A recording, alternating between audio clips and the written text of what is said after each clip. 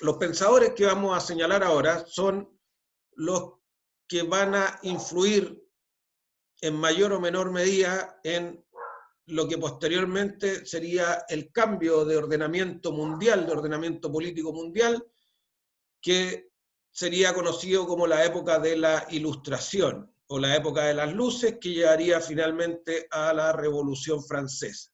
¿Ya? De estos pensadores vamos a comenzar a hablar ahora. Les recuerdo que Agustín de Hipona y Tomás de Aquino fueron los artífices o la base del pensamiento político que gobernó la Edad Media. ¿Ya?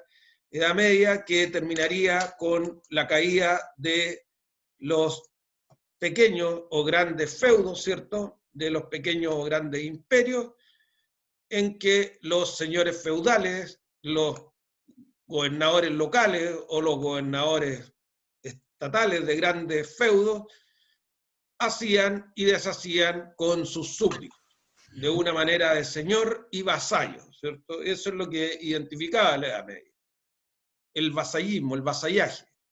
Situación que cambiaría posteriormente, ¿cierto?, con el advenimiento de la ilustración, el advenimiento del conocimiento, el dejar de someterse solamente por un orden de nacimiento.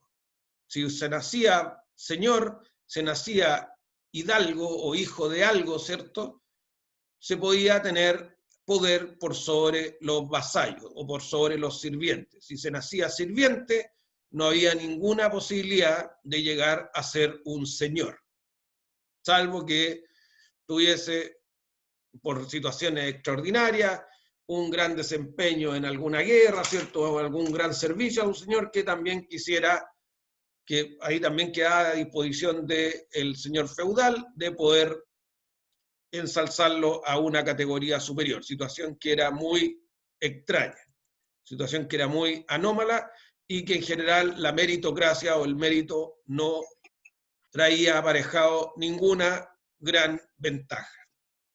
Bien, que era la característica de la Edad Media. Y aquí comienzan los primeros vestigios de un pensamiento antagónico a esta edad, que vamos a iniciar nosotros estudiando a Dante Alighieri, que es, ustedes lo deben conocer, ¿cierto?, porque es un escritor que escribió un tratado que es la Divina Comedia, y que nosotros lo conocemos como un pensador político. ¿Por qué? Porque él fue el primero en cuestionar, es coetáneo, contemporáneo con Agustín de Hipona, ¿cierto? Estamos hablando que Agustín es del 1250 y Dante del año 1300, son más o menos contemporáneos, y él es el primero que empieza a cuestionar la influencia de la Iglesia en el Estado. ¿Ya? Él es el primero que comienza a separar o a postular la separación Estado-Iglesia. Por eso es importante que estudiemos nosotros a Dante Alighieri. En su tratado, que es de la monarquía, así se llama el tratado de Dante, uno de los tratados, les recuerdo que él es conocido por la Divina Comedia, que se la recomiendo también porque es un texto bastante entretenido, que habla de los círculos, ¿cierto?, que rodean al infierno, al llegar a tocar lo más a fondo de la psique, del pensamiento de la persona, pero en el tratado también de la monarquía, que es un tratado político, defiende la separación entre la Iglesia y el Estado. ¿Ya? Esto cristaliza, yo le he señalado, una frase que se atribuye a Jesucristo que dice: dar al César lo que es del César, o sea, en la tierra manda un hombre, en la tierra manda una persona, perdón, no un hombre, una persona, y dar a Dios lo que es de Dios. Dejen a Dios con las cosas divinas.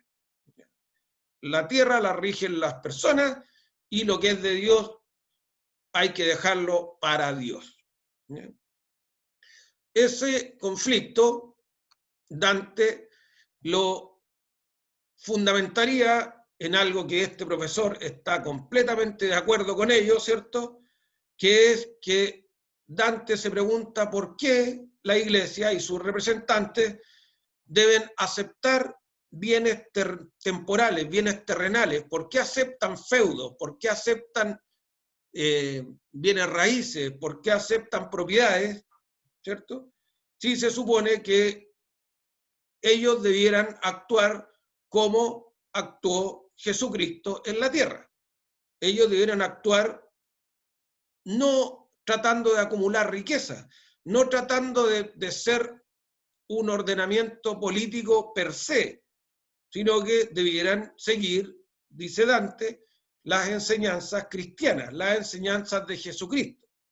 Y no perseguía acumular riqueza, ¿cierto? Todos los que somos o no somos católicos o creyentes o cristianos, perdón, podemos ser o no serlo, ¿cierto? Podemos ser ateos, agnósticos, yo les he señalado que esto no es clase de religión, pero seguramente todos han visto alguna serie, alguna película, han sabido algo de la enseñanza que trae la Biblia, ¿cierto? Y en ella nos relata un enviado de Dios que no tenía nada de acumulador de riqueza, nada de pompa, nada de oro, ¿cierto?, en sus vestimentas, que no tenía nada de una gran faustosidad, ¿cierto?, que es lo que Dante achaca a la iglesia.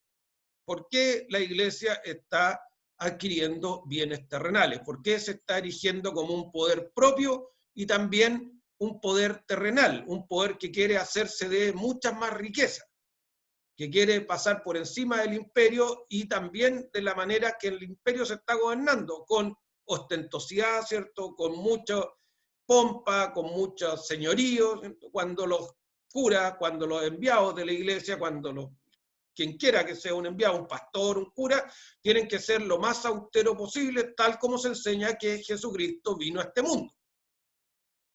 Entonces, él de ahí hace el primer quiebre.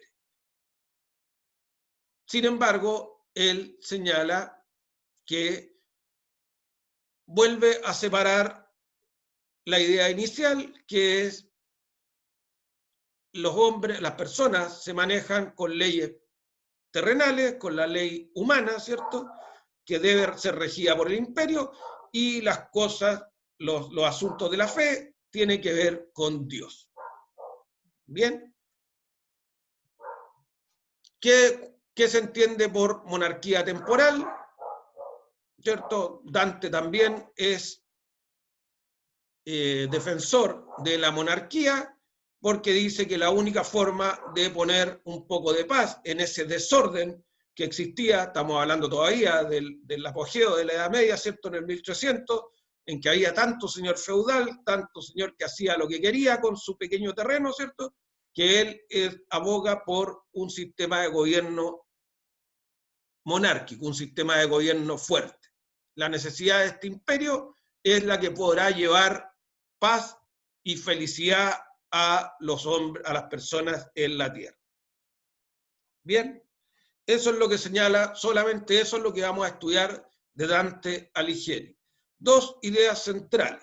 La primera es que él es el iniciador de una corriente que será la que intentará separar al Estado de la Iglesia y se basará en que la Iglesia está teniendo mucho impacto en las leyes humanas, en las leyes de los hombres, en las leyes de las personas.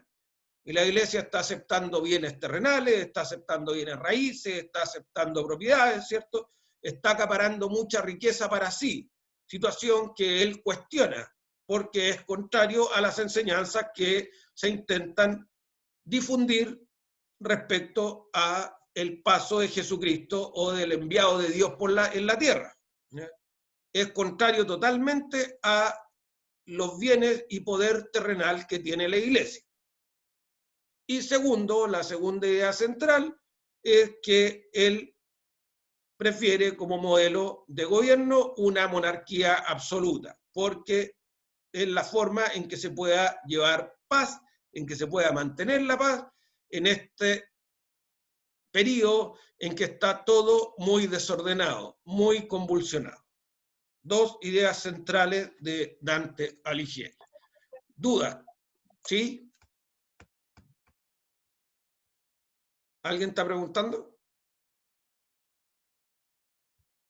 ¿No? Entonces se debe haber conectado un teléfono. Bien, ¿alguna duda de las enseñanzas de Dante? Insisto, él es relevante porque es el primero que comienza a cuestionar la influencia de la Iglesia en las decisiones terrenales, situación que no era cuestionada antes de este tiempo.